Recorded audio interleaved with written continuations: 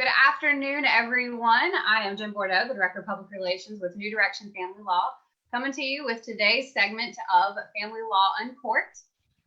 We were supposed to do this segment on Friday, but thanks to some technical difficulties with the internet, we rescheduled it to today.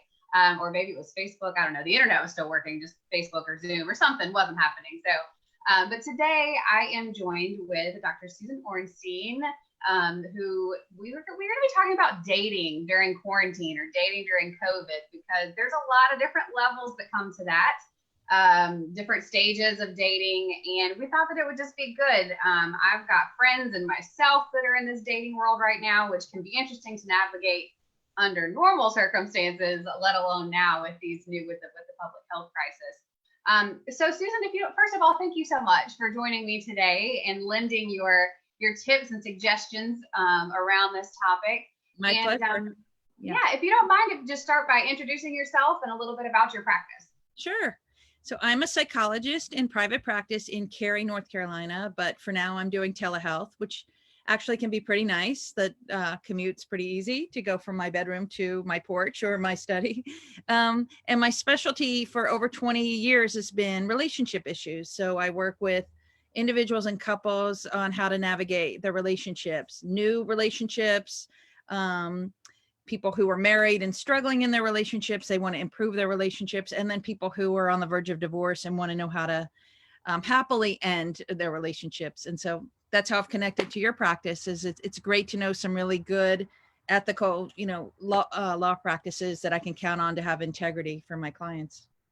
Well, thank you. And that goes both ways. So, I've said it 1,000 times and I will continue to say it, that we really advocate for anybody that's coming into our office in need of our services to seek therapy and to seek a counselor, just because it is so much emotionally and mentally that one experiences through any type of family law matter, whether it's the whole kit and caboodle of separation and divorce, or if it's, solely, a custody issue or whatever it may be. So, so thank you for all of the work that you're doing, via telehealth now and under normal circumstances as well.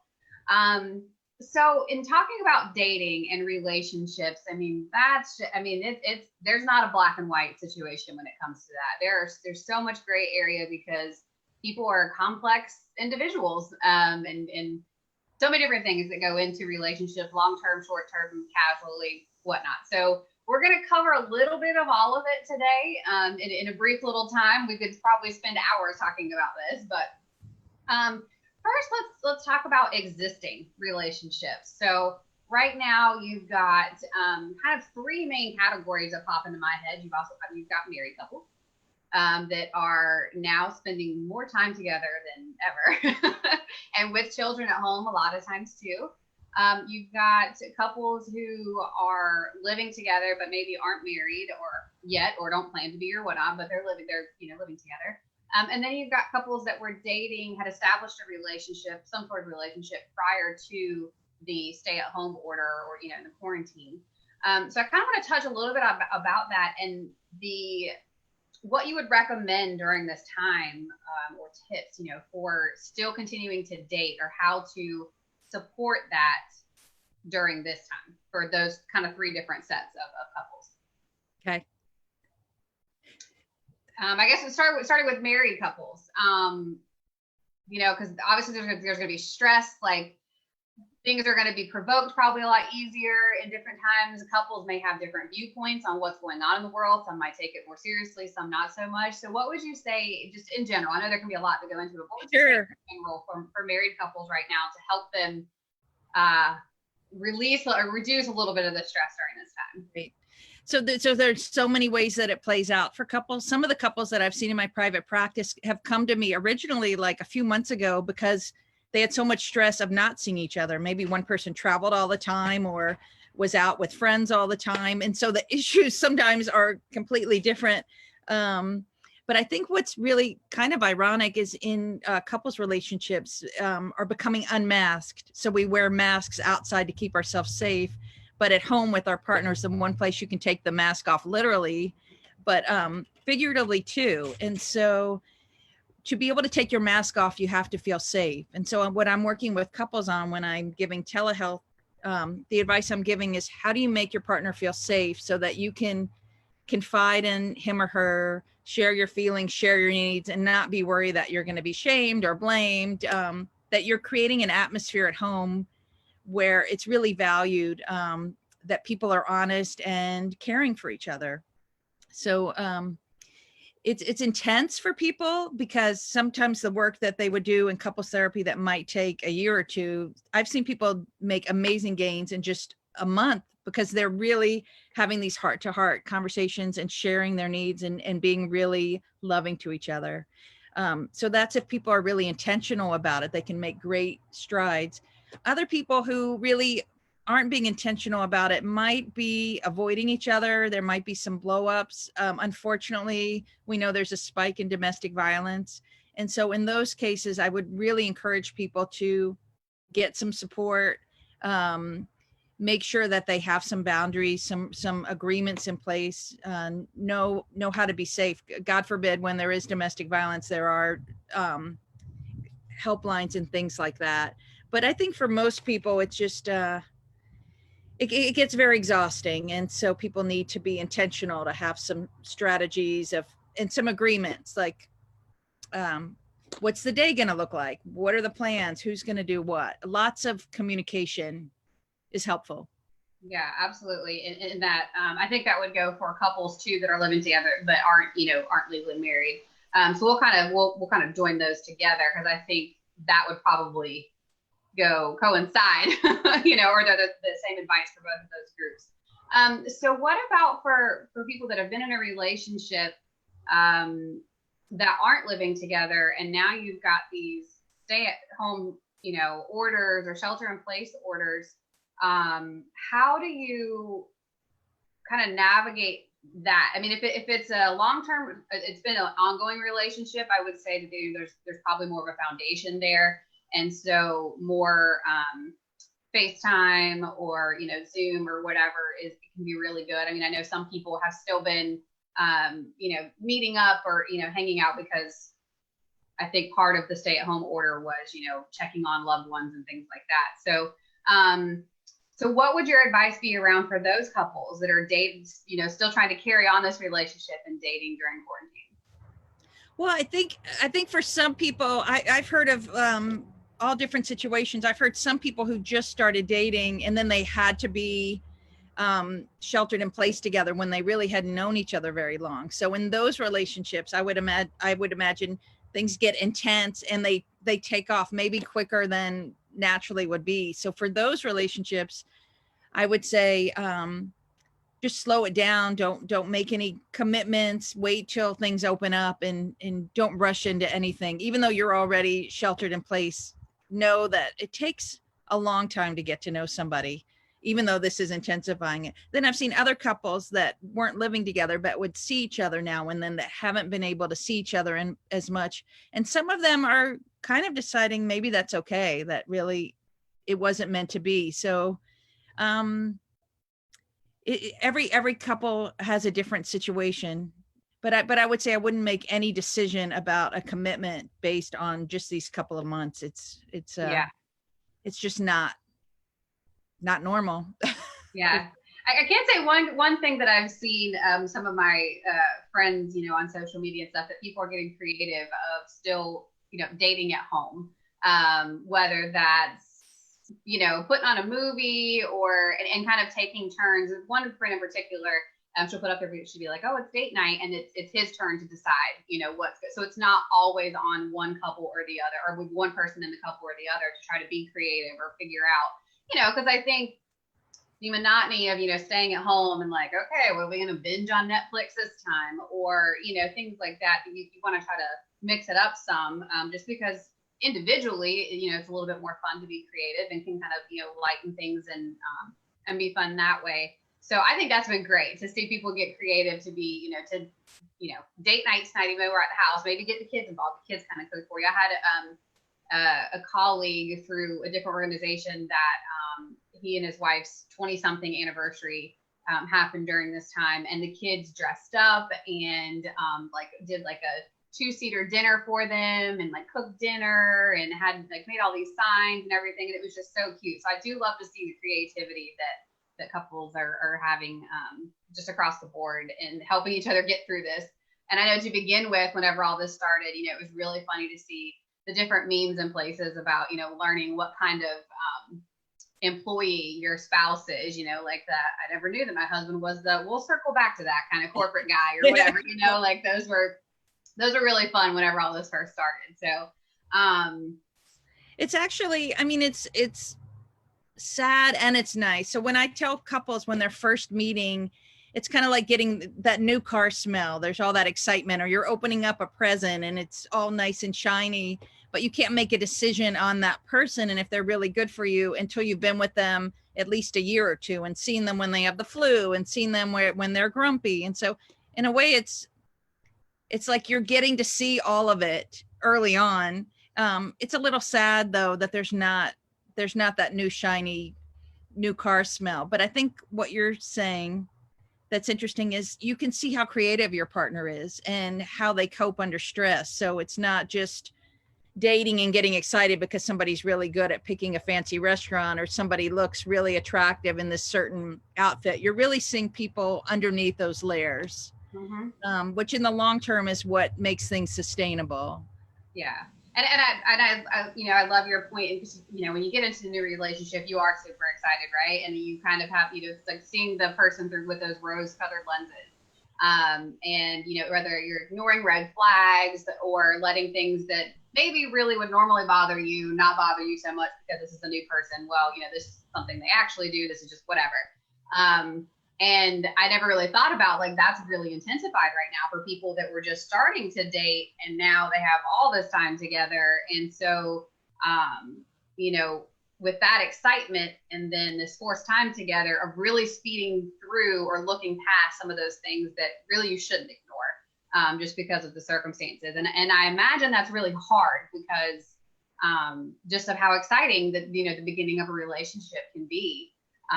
And just, I think our kind of inherent need of companionship and wanting to be with that person. So, and to the other side of that, of if this is a new relationship and now you're supposed to be quarantined and by yourself, well, now I don't want to be lonely. So I'm definitely not going to rock the boat now because, you know, I want this companionship even more. So, it's super complex, but I think the overriding theme there is, you know, to still really just try to take the time and get to know the person. And like you said, not commit to anything and right. speed through.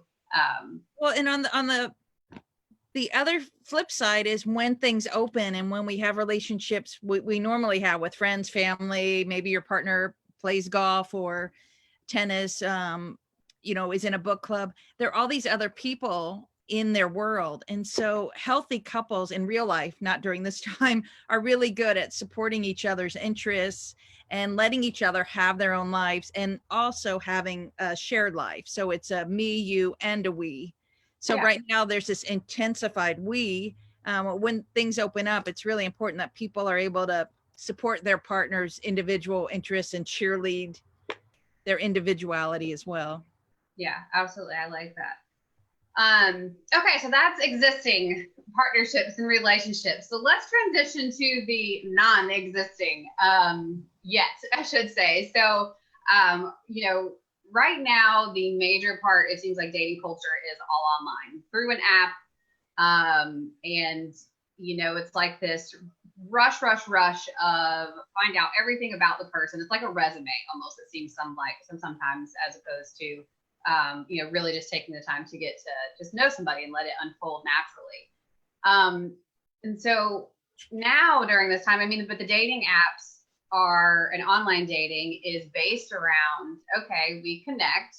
And so, which likely is based off of just the physical attraction to someone because you're seeing these pictures. So we've connected now. We've chatted a little bit through the app or texting or whatever.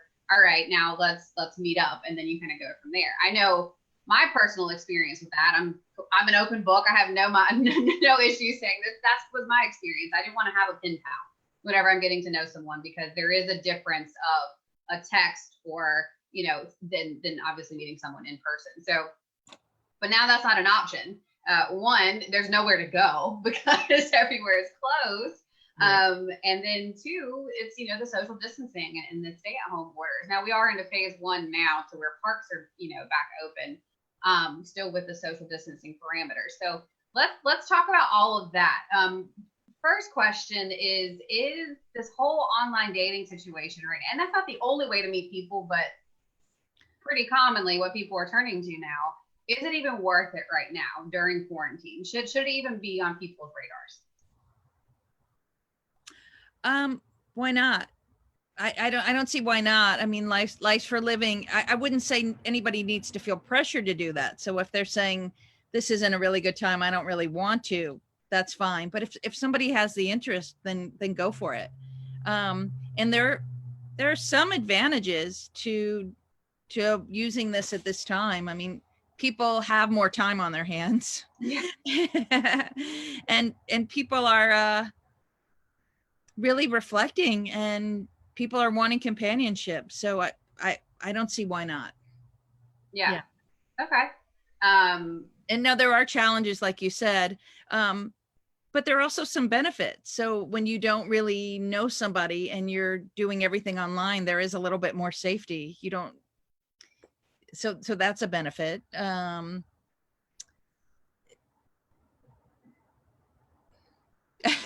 thinking, yeah. I think I like that you said that there's no pressure, that just because, like, I would hesitate for people just to use it as a way to not, I mean, just to be a time filler. Because I think maybe, like, I know that I've experienced like dating fatigue, where I'm just like, oh, another conversation that's going to start that's going to die. You know what I mean? And so the headspace is not there. And so I know right now it might be a good, might feel like a good time filler and stuff, but then it gets to a point, I think that could kind of start to lead to dating fatigue if you're just continuously doing that, knowing, well, there's no point because I can't actually go meet them or whatnot. So I like that you said, like, no pressure. If your mind's not in it, if you're not in a mental space where you want to start it, don't feel like you have to just because you've got more time on your hands. Mm-hmm. So I definitely like that. But to the same extent that if you're up for it, go for it. Everybody's in, we've heard it a lot, everybody's we're all in this together. So if, other people are out there and still, wanting to meet people. And I think if someone honestly that's, because there's, and we'll talk about this a little bit, there's different levels of people that are on the dating apps and what they're looking for, more casual things to more long-term relationships. And so right now, if you've gotten tired of, the casual situation, this is going to kind of help weed some of that out, because you can't meet up, just for casual dating. So one benefit to that way as well. So I like that. If you're up for it, go for it. Why not? Mm-hmm. So what other way? It could be the new norm is going to be that people are going to start meeting in the parks and going for hikes. And then maybe the next month, when they really get to know each other, they'll be able to be 5 feet apart. And so, I don't know. It's going to be an interesting way we're going to look at this time. It's just unprecedented. Yeah. And I would say, kind of just thinking of this, that another benefit to this and not being able to meet up is there's no alcohol really involved, which can, either lower inhibitions or whatever the case may be. So it's, that's kind of removing one thing that can be fun to kind of like help relax you or, or something, but that it's not a go-to for people, that you're really kind of seeing more maybe trueness of a person, if that makes sense, instead of being affected potentially just depending on how alcohol affects a person. But while I am ready for restaurants and everything to open back up, just looking at silver linings of dating, of some of the, the concerns for dating. Right. So, and it could be, sorry to bring this up, but who knows, we might open things up and then have to go back into shelter in place. So the order of how we do dating and life is just upside down and sideways. Yeah. I think we have to be just prepared and resilient. Yeah. So with this, I mean, with like you said, we've got a lot more time on our hands. And if we have decided, I'm still going to go for this, I'm going to do some dating. Because I think about some of the clientele that we work with, and if you got to be separated for a year and a day before you can file for a divorce. And so if you're finally ready to put yourself out there and date again after you're divorced, and now this happens, and you're like, oh, well, you get a little deflated. So if you decide, you know what, yeah, I'm still going to do this. I'm ready for this. I'm committed to it. How can you still, stay safe? Like, we've got more time. We're obviously probably going to be chatting more since we can't meet up in person. I've heard of people doing Zoom dates or, FaceTime and stuff, which I think is great and safe. But how much information should you share without actually meeting a person? That's a great question. And what's interesting is, in some cultures, they still use matchmakers, and the families and people kind of, well, historically have grown up in small towns where they knew each other. I'm talking way historical, Right. but or maybe you met somebody in the office, so you kind of have known their reputation for a while. So you're getting on Zoom, and if it's a complete stranger, yeah, you shouldn't tell them everything. It might be helpful early on in dating if you feel like you want to get to know them a little more, to get to know their friends, get to know their family. Maybe after a few weeks, you would invite another couple to interact with you, because I think we can find out a lot about people when we see, we can step back and see how they are with other people, and we can let people that we trust, like our friends, also vet them. So that could be a way to do it. I haven't even thought about that. A Zoom double date. That's cute. I like that. You get interaction with other people, and then also, like you said, you're kind of bringing in this other person that's kind of new into the mix. So that's great. Zoom double date. I have to keep that in mind. Because it's easy when we fall in love, or we get into that initial phase that we are not using our wisest self, and we're wanting, sometimes we don't see red flags, but our really good friends and people who care about us can see those. Yeah, definitely. Yeah, we like to ignore things that don't play into what we're currently, enjoying. So I like that. So with that, not oversharing, but what are other ways, in staying safe from COVID? Like, what, I guess, red flags to look for, during this time and with COVID, and how we're all supposed to be social distancing and everything. So I would be really wary if somebody was pressuring me to meet up and, to have a sexual relationship, or even just to not do the physical distancing with them. And they have a lot of reasons, but really there isn't a good reason at this point. And so I would really worry if I was feeling pressured, and that could be a signal that this person has trouble with boundaries, and there's just that pressure. Now it's different if they want to meet up and you have safety precautions, like you wear a mask and you're maybe hiking and you keep a distance. But if anybody wants to pursue some kind of sexual relationship in person at this time, I would see that as a red flag. Okay. Yeah, definitely. How do you, because part of whenever you're getting to know someone, whether it turns sexual or not, there's still that experience of physically being around someone and that connection. So, what advice would you have for kind of navigating that right now? And that, okay, I can't have this physical connection with someone, again, whether it's, completely sexual or not. But that is something everyone craves to a certain degree. So how do you kind of handle those cravings or whatnot right now? Really good question. Really important question. So you can, a lot of people are having cyber sex, and of course there's safety, I think, in that. There's no touching, but that doesn't, we are created, we have a biological drive for touch, and the sensations that we can get by being close to someone our senses aren't going to be involved in things over the internet. For instance, smell, our sense of smell is so powerful. And there are a lot of theories that we fall in love because of pheromones and the attraction of smell. And so it could be people have a great relationship online and they feel really connected, but then when they meet in person, that physical chemistry isn't there. So I hope people would kind of realize that's a possibility. But I think what you're asking is, what do you do with those cravings right now?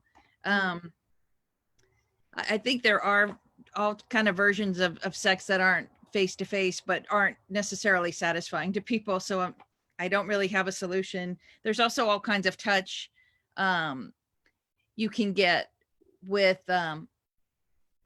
not sexual touch, but other kinds of touch that you can enjoy for yourself. Like people can enjoy hot baths. They can enjoy petting their dog. We know that petting animals releases oxytocin and all these feel good chemicals. And I'm not talking about sex. I'm talking about this. No sex with dogs, guys. Yeah. No. Let's stay away from that. But I don't think there really is a replacement for human contact, sexual contact, when you're not in a safe situation with someone that you don't know during COVID. And that's kind of the reality. And I'm sure we're all hoping this is going to end soon and we'll get to go back to that, because that's a strong human need. Yeah. I like that. The alternatives of it. I know just for me personally, exercising, not that I'm the model for fitness by any means, but that's another physical part of my weekly routine of being it, whether it's yoga, sometimes it's just stretching, sometimes it's just rolling out on my foam roller and doing a little bit of stretching, not even some hardcore workout, but just that little bit of movement. And, you know, from sitting in this chair all day or whatnot, can do wonders for my mood. And there is something to be said about, you know, that connection with yourself. And I think that helps whenever you have that, it just gives you a little bit more clarity in your mind of being able to accept, like, okay, I just can't physically be around this person that I feel like I've got maybe an emotional or intellectual, you know, connection with, but physically just I can't be around them right now because of this. I need to accept that. And whenever you're struggling with that, those other physical ways, you know, like, I mean, my dogs, they've 100% helped me get through this situation, you know? Me too. Yeah, that I have enjoyed baths, you know what I mean? So those are all great. You know, I think we don't even think of a physical connection when we think of those things, because we just think of physically being able to touch someone else. So I love that. That's great. Yeah. And Jen, I think also like that embodiment where we can be in our own bodies and enjoy our own sensuality. Maybe it's like I'm outside now and I can feel the cold breeze and it's a sunny day. All of that sensuality we can experience for ourselves. And then if we do have a partner someday, we can share that. So all of those experiences that we feed ourselves and we let it soak in, those can be shared with a partner at some point. I love that. Yeah, definitely some silver linings to the situation that's going on. And any other silver linings that you think of or that you would like to share that you think for dating during COVID? I mean, I mentioned, you know, like the no alcohol aspect. But what other silver linings would you say that, you know, dating during a quarantine can provide? I hope that it does help people take off the mask, and so they can be real, and that people can see through con artists, people who are trying to get something out of the relationship that's one-sided, you know, people who are trying to exploit other people. And I'm not just saying there are these evil sociopaths out there. I mean, there's a continuum, but there are some people who are really users who aren't really don't really understand that relationships are meant to be reciprocal, and they might not be sensitive or fair. So I hope that people will be vetting their partners really carefully, and learning who they are and making sure that they get what they need, and that the relationships are sensitive and loving, and they're in some way seeing through kind of seductions that might be manipulative or cons or those kind of things. So I hope people can look out for red flags. And even though at the beginning when we date, that can be fun. I mean, being charmed, being seduced, all that stuff's fun initially, but then we're going to be had later down the line. So I think the chance of that happening is not as much right now. Yeah, it's really taking the time to, or it kind of forces people to take the time to really kind of get to know someone, because you know, to help with that intellectual and emotional connection. Aside from just, because I think so many times today it just rushes to the physical, and so now you're like, okay, well, I've got a physical connection with this person, now let's see what the rest of it looks like. And at some point that physical connection without the rest of it is going to kind of fizzle out. So You know, kind of it's making in my mind, what the culture of online dating in today's world has been, and it's flipping it upside down and kind of forcing everyone to flip it upside down to say, okay, well, if I'm really going to do this, I'm really going to take the time to get to know this person first before I see them with their clothes off. So, so I definitely think that's the silver lining of it. You know, and then for those that are just looking for, and this will be the last point, and then we'll wrap up. But what would you say for those that were like, whoa, I'm not ready to get into a full-on committed dating relationship right now. I was doing just fine with the casual thing, but I do still want, you know, human interaction. Right. What do I do now? and I would say for all those people, good for you. Like it's good that you're clear about what you want. I would just say, make sure that you're clear with the person that you're with so that you're not misleading them and hurting them down the line. But there are plenty of people in that same situation, and those people can connect and have a really good time. Yeah. Yeah. So I think no matter what, overriding theme here is whether you're married, you know, or a couple living together, or a couple not living together, or just treading the waters of dating, is number one, be safe. And I think, you know, just embrace the rawness and authenticity that I think people are experiencing right now, and embrace that opportunity. It can feel very vulnerable and scary. But it can also, I think, be a foundation for new relationships or just getting into dating. It can be a really strong foundation for that. And please correct me if I'm wrong. You're the expert, not me. No, I agree. And I hope people will give each other grace for imperfection. I've heard a lot of people comment about how they are more compassionate now. They're more understanding, and they don't expect as much from people. They know people are having a really hard day here, or maybe somebody's a little bit grumpier here, and they can give them the benefit of the doubt. So I think we're all struggling to some extent, and we all need to give each other a little bit of room to be. I love that. I love that, giving people the grace, because I do think a lot of times with you know, like online dating profiles, like I said, it's kind of like a resume, and so you're putting all this stuff out there about yourself, and you kind of, now it's good to have standards and boundaries for sure, but you know, I think we come into these things with, well, I want X, Y, and Z before you even get to know a person, and you kind of, or you're swiping or whatever based off of, you know, deal breakers that you already have in your head, and you know, just focusing on, well, the next person I swipe on is going to be the one. And I think, you know, so you're not giving people the grace to be imperfect and to be human, which is what makes a colorful relationship anyway. And you miss out on the opportunity to meet somebody really cool, you know, whether that turns into a, you know, romantic relationship, or, you know, just a friendship or whatnot. So I love that, giving people the grace, because you're right, we're all struggling in some form or fashion, and none of us have ever been through this before, but we still, I think if nothing else, this is proving how much we innately crave that human connection, and, you know, and being around other people. And so it's forcing us to take a step back and, you know, and look at what's really important and what really fosters that connection. So I love all of that. So thank you so much. Oh, it's fun.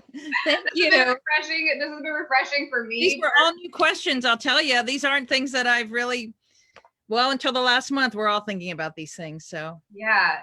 So I hope, interesting questions. Of course. And I hope anyone that watches this, if you have any questions, feel free to reach out to us, or please reach out to Susan with her practice. What is the best way for people to get in contact with you? So I have a website. It's orensteinsolutions.com, where you can find all my contact information, phone number, email. I'd be glad to hear from folks. We have a newsletter which has a lot of information, and we're here to be supportive. We know how much of a struggle this time is for people for all different kind of reasons. And I think people need support. Yeah, that's great. Thank you so much. May is Mental Health Awareness Month. So it's great that we're talking about this, because relationships are so much a part of mental health as well. So again, thank you so much for joining me today, Susan. If anyone's watching, hang in there. You know, we're all going to get through this, and stay safe out there, and we'll see you next time. Bye.